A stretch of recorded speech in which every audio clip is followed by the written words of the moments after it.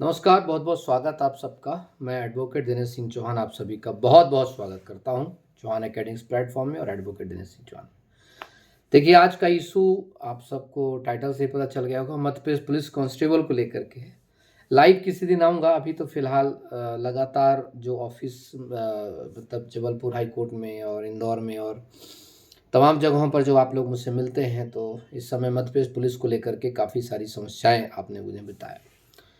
उनमें से जो सबसे ज़्यादा समस्याएँ 2 प्रकार के लोगों ने मुझे मुलाकात की। एक पहले वो लोग जो महिलाएँ हैं और ओबीसी, ईडब्ल्यूएस की महिलाएँ हैं ख़ासकर, जिनके कट ऑफ मार्क्स जनरल की महिलाओं की कट ऑफ मार्क्स से ज़्यादा है। चूँकि आप लोग फिजिकल भी पास हैं, तो एक चीज़ कि क्या सर ऐसा संभव है कि हमारे मार्क्स जो है जनरल से ज़्यादा होने के बावजूद भी इन्होंने हमें कंसीडर नहीं किया है। अच्छा, एक सवाल और उठता है, बहुत सारे कैंडिडेट जो हैं गलती से उन्होंने जो है एसएएफ भर दिया, लेकिन उनके जो मार्क्स हैं वो जीडी से ज़्यादा हैं, तो उनके साथ क्या होगा? तो दोनों की चर्चा मैं करूँगा, आराम से करूँगा। अभी फिलहाल जो है वर्ग 1, वर्ग 2, वर्ग 3 के केसेस में काफ़ी ज़्यादा बिजी था, तो वीडियो नहीं बना पाया। देखो, मुझे नहीं पता कि महिलाओं के बारे में मध्य प्रदेश पुलिस डिपार्टमेंट शायद मैं कुछ दिनों से देख रहा हूँ, ये चाहता है कि महिलाएँ ना आएँ। भले ही ये ढोंगी ढपूसला चलता रहता है कि 33% से बढ़ाकर रिजर्वेशन 35% कर दिया जाए। ये 100% भी रिजर्वेशन कर देंगे तो भी महिलाएं नहीं जाएंगी। क्यों नहीं जाएंगी? क्योंकि इतने मूर्खों की एक फौज चयन शाखा में शायद बैठी हुई है कि कॉमन सेंस नहीं लगा पाए उन लोगों ने। छोटा सा कॉमन सेंस कि अगर हम महिलाओं को जो है प्रथम चरण में रिजर्वेशन नहीं देंगे तो फिर अंतिम में कैसे पाएंगी? ठीक है। और जो बेचारी अंतिम में पाई भी तो भी तुमने उनको लात मार के बाहर कर दिया। बस समझ रहे हैं पूरा। पर इस बार जो हुआ है वो बहुत ही गलत हुआ है, मतलब रूल बुक के खिलाफ ही जाके हो गया। रूल बुक में लिखा है, आप पढ़िए रूल बुक का क्लॉज नंबर 15, 14 और 15। 14 में लिखा है आरक्षण के बारे में और 15 में लिखा है आपका कि कौन कौन सी चीजें कैसे लिस्ट को बनाया जाएगा, अंतिम चयन कैसे किया जाएगा। तो 15 का सब क्लॉज पढ़िएगा, 3 और 4 पढ़िएगा, इसको पढ़िएगा आप। आज रूल को मुझे पता है ना, आप लोग एग्जाम दी होगी महिलाओं ने, लेकिन उन्हें अभी तक इसको नहीं पढ़ा होगा, लेकिन आज इत्मीनान से पढ़िए क्योंकि डिस्क्वालीफाई होकर बैठी हैं। तो एक शायद उम्मीद जग जाए आपको कि आपका सिलेक्शन होगा। अगर आप लड़ेंगे तो 100% आपका इसमें सिलेक्शन होगा। 100% क्यों कह रहा हूं? क्योंकि रूल बुक में लिखा है कि प्रथम चरण महिलाओं को हम रिजर्वेशन नहीं देंगे। ओके, ठीक है, बहुत अच्छी बात है। हम द्वितीय चरण महिलाओं को रिजर्वेशन देंगे, मतलब हॉरिजॉन्टल आरक्षण लागू करेंगे। और उसमें एक चीज लाइन लिखी है कि हॉरिजॉन्टल जब आरक्षण लागू करेंगे, महिलाओं का आरक्षण जब लागू करेंगे एक्स सर्विसमैन का, तो जो अनारक्षित सीट होगी उसमें एससी, एसटी, ओबीसी और ईडब्ल्यूएस की महिलाएं जिनके मार्क्स जनरल की महिलाओं से ज्यादा होगा उनको हम उसी के अंदर कंसीडर करेंगे, मतलब उसमें शामिल करेंगे। तो एक बात तो पहला बहुत बड़ा फैक्ट क्लियर हो जाएगा आप लोगों का, यस ये रूल बुक में है। तो पहला दूसरा सवाल, क्या रूल बुक में अगर होने के बाद क्या पुलिस डिपार्टमेंट के पास इतनी ताकत है कि उसको बदल सकती है? तो नहीं, पुलिस डिपार्टमेंट के बाप के पास भी ताकत नहीं है कि इस प्रकार की चीजें बदल सके। सर आप ऐसे कैसे कर सकते हैं? क्योंकि अभी फिलहाल 5 नवंबर 2024 को एक जजमेंट आया था, उसको पढ़ लीजिएगा। आज आप गूगल करिएगा, rule of game. Rule of game can not be change. इसका मतलब है कि अगर गेम एक बार शुरू हो गया तो आप बीच में रूल को नहीं बदल सकते। अगर परीक्षा एक बार प्रक्रिया शुरू हो गई, मतलब आपने फॉर्म भर दिया और परीक्षा हो गई है, उसके बाद आप रूल में नहीं बदलाव कर सकते, चाहे कुछ भी हो जाए। रूल में बदलाव आपको नहीं करना, मतलब नहीं करना। ये 5 जजों के बेंच ने ऑर्डर दिया, तो बहुत अच्छा भाग्यशाली आप लोग हैं कि 3 महीने पहले ही जजमेंट आया। सारी ये जजमेंट पुलिस डिपार्टमेंट नहीं पढ़े होंगे, उनके पास इतना टाइम नहीं होता है, नहीं तो इतनी बड़ी मूर्खता नहीं करते।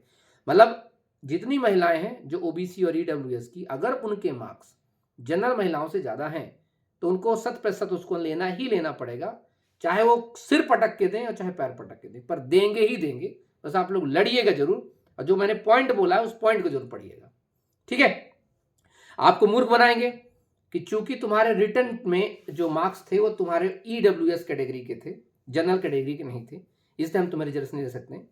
तो वैसे तो खींच के झपाड़ा मारना चाहिए ऐसे अधिकारियों को, पर ठीक है, फिर भी उनको आइडियली ये समझाना पड़ेगा हमें कि देखो भैया, आपकी रूल बुक में क्या लिखा है? आपने लिखा है कि प्रथम चरण में महिलाओं को रिजर्वेशन नहीं दिया जाएगा। ओके, तो नहीं दिया, अंतिम चरण में दिया जाएगा। तो 15 क्लॉज 3 पढ़ लीजिए, 15 का सब क्लॉज 3 पढ़ लीजिए, आपको समझ में आ जाएगा कि आप क्या करना है क्या नहीं करना है। बॉय के साथ लागू हो सकता है क्योंकि बॉयज का कट ऑफ दिया गया फर्स्ट चरण से, महिलाओं को नहीं दिया गया, महिलाओं के लिए बोला गया था लास्ट में दिया जाएगा।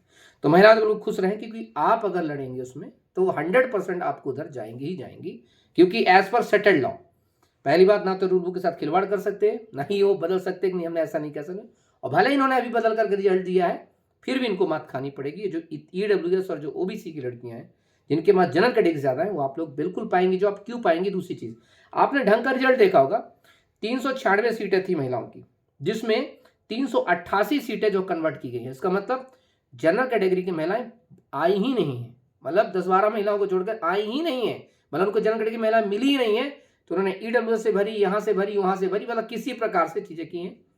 एक्स सर्विसमैन को हालत यह है कि 0 सीट, मतलब एक भी एक्स सर्विसमैन सेलेक्ट नहीं हो पाया।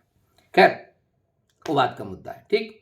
तो ये ईडब्ल्यूएस कैटेगरी और ओबीसी कैटेगरी वाली ये दिमाग पर रखना, जिनका मार्क्स जो है जनरल कैटेगरी की महिलाओं से ज्यादा है, बैठना मत चुपचाप, ठीक है, रौंदा रन दो, ठीक है। अच्छा, दूसरा सवाल, ये जो बहुत सारे कैंडिडेट्स हैं, अभ्यर्थी हैं जो कि एसएएफ जो है जिन्होंने गलती से चुन दिया है, जीडी से ज्यादा मार्क्स हैं, कोई दिक्कत की बात नहीं, आपने चुन दिया है, नो प्रॉब्लम। लेकिन अभी भी आपके पास एक दूसरा विकल्प खुला है कि आपके मार्क्स अगर जीडी से ज़्यादा हैं तो आप एक चांस ले सकते हैं, और चाहे कोर्ट के थ्रू और चाहे किसी चीज़ का। भी मैं एक एग्जांपल बता, 2016 का अगर याद हो आप लोगों को, तो बहुत सारे कैंडिडेट्स सुप्रीम कोर्ट गए थे, लोग ऑलरेडी जॉब कर रहे थे, पर बेचारे एसएफ में जॉब कर रहे थे, और उनके मार्क्स जो थे जनरल कैटेगरी से ज़्यादा थे, मतलब जीडी में। तो वो लोग सुप्रीम कोर्ट गए, खैर ओबीसी के थे वो लोग, और उनको सुप्रीम कोर्ट ने कहा नहीं आपको उनको देना पड़ेगा, और फिर उनको जो है जीडी देना पड़ा। लगभग 300 जो कैंडिडेट्स हैं जो 3 से 4 साल से जॉब कर रहे थे, 5 साल जॉब कर रहे थे एसएफ में, उनको फिर जो है देना पड़ा। किस में देना पड़ा जॉब? जाके जीडी में देना पड़ा। तो एक बड़ा सा ग्राउंड है आपके लिए, तो एक चांस ले सकते हो, क्योंकि जॉब तो लगी गई आपकी एसएफ में, पर एसएफ में साफ साफ तौर बता दूं, ठीक है, बुरा मत मानना, ठीक। ये मैं अपनी एक न्यूज़ पढ़ रहा था जिसमें 2 साल पहले एक डीआईजी के घर में जो है बहुत सारी महिलाओं ने, एसएफ की महिलाओं ने जो है धावा बोल दिया था, आंदोलन किया था कि हमारे पतियों से जो है टट्टी साफ करवाते हैं, कुकुर की टट्टी साफ कराते हैं, और जो घर का काम करवाते हैं पूरी तरह से, मतलब एसएफ के साथ जो जिंदगी है वो टट्टी साफ कराने वाली जिंदगी। ये मैं नहीं कह रहा, उन्हीं की औरतों ने आरोप लगाया था कि इस प्रकार की चीज़ें करते हैं। और आपने देखा हो कई बार कि बड़े बड़े जो अधिकारियों के जो बच्चे होते हैं, बीवियाँ होती, तमाम चीज़ें तो किसी किसी गर्म पानी फेंक देती है, कुछ भी कर देते हैं, ठीक है, तो उनकी ज़िंदगी इतनी अच्छी नहीं होती। हाँ, कुछ लोग जो बटालियन में वगैरह में रहते हैं वो तो कुछ ठीक है, बाकी जो हड़दरी का काम करते हैं उनके साथ उनकी ज़िंदगी बहुत बदतर होती है, ठीक है। मतलब ये मैं नहीं कह रहा, ये अभी आप दैनिक भास्कर की रिपोर्ट जाके देखिए कैसे आपके जवानों के साथ क्या चीज़ें होती है ना। तो जिल्लत भरी होती है, बहुत सारे लोगों ने तो जॉब भी छोड़ देते हैं बाद में, क्योंकि जीडी वाली जॉब सही होती है, कम से कम आप लोग थाने में हैं, 100 डायल में कहीं है तो चलो पोस्टिंग है ना।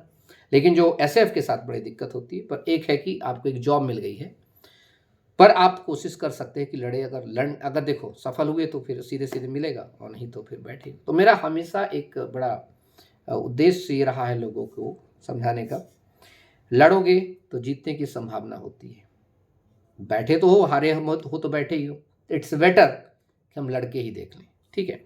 इन्हीं तमाम चीज़ों के लिए, और साथ एक ग्रुप बनाया था मैंने, उस ग्रुप का लिंक मैं डाल दूंगा कि जितने भी इस प्रकार के जो सेलेक्टेड लोग हैं, खैर महिलाएं हों या एसएफ हों, जो सेलेक्टेड हैं, तो उनके ग्रुप का लिंक डाल दूंगा, तो उस पर आप लोग जुड़ जाइएगा। तो आपको जो भी अपनी समस्या, अपने डॉक्यूमेंट्स वगैरह भेज दीजिएगा, तो मैं उसको चेक कर लूँगा कि क्या है तमाम चीज़ क्या नहीं।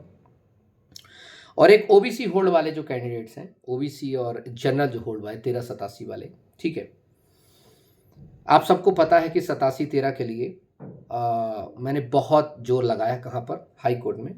पर हाई कोर्ट ने क्या किया, हाई कोर्ट का क्या कहें, जिन्होंने याचिका लगाई थी ओबीसी वाले और जनरल वाले, तो जनरल वालों ने याचिका लगाई थी, तो उन्होंने क्या किया कि पिटीशन को ट्रांसफर कर लिया सुप्रीम कोर्ट। अपन सिंगल बेंच यहाँ लड़े, डिवीजन बेंच लड़े, अच्छा चल रहा था, लेकिन जो पिटीशन है वो ट्रांसफर हुई कहाँ जाके? Supreme court. अब सुप्रीम कोर्ट के लिए तय है कि जितने भी यूआर और ओबीसी के लोग हैं, जब तक आप मेरा सपोर्ट नहीं करोगे, मैं सुप्रीम कोर्ट में कुछ नहीं कर पाऊंगा, क्योंकि वहाँ पर इंडिपेंडेंट एडवोकेट चाहिए। क्योंकि मैं हाई कोर्ट में पैरवी जरूर करता हूँ, क्योंकि सुप्रीम कोर्ट में रेगुलर नहीं हूँ मैं वहाँ पर, मैं हर सारे हाई कोर्ट में रेगुलर हूँ, इंदौर हाई कोर्ट में रेगुलर हूँ, जबलपुर हाई कोर्ट में रेगुलर हूँ, ग्वालियर में रेगुलर हूँ, डिस्ट्रिक्ट में रेगुलर हूँ, पर अभी दिल्ली के लिए रेगुलर नहीं हो पाता, तो वहाँ पर एक अलग से सेपरेट एडवोकेट करना पड़ेगा।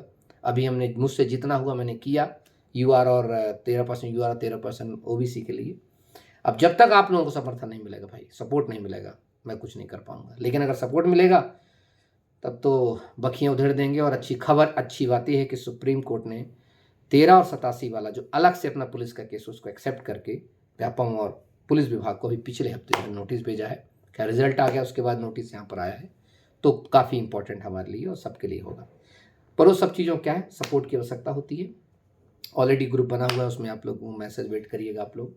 और बाकी जो लोग, जो महिलाओं के बारे में मैंने बताया, महिलाएं जो सेलेक्टेड नहीं हो पाई हैं लेकिन जनरल कैटेगरी से ज़्यादा मार्क्स हैं, ओबीसी और ईडब्ल्यूएस महिलाएं, आराम से आप चैलेंज करिए। और जो एसएएफ में जिनका हो गया है और जीडी से ज़्यादा मार्क्स हैं, वो लोग भी एक बार करिए। और उसके लिए ग्रुप बना दिया है मैंने, ग्रुप का लिंक इस वीडियो के नीचे है, आप उसमें जुड़ जाइएगा, अपनी अपनी बातों को रखिएगा। और जो भी करना है आपको ये हफ्ते 2 हफ्ते के अंदर करना है, क्योंकि अगर जिला अलॉट हो गए उसके बाद बहुत दिक्कत में आ जाते हैं आप लोग भी और सब लोग भी। ठीक है, चलिए, थैंक यू सो मच। जय हिंद, जय भारत, इंकलाब जिंदाबाद, नमस्कार, thank you so much, bye.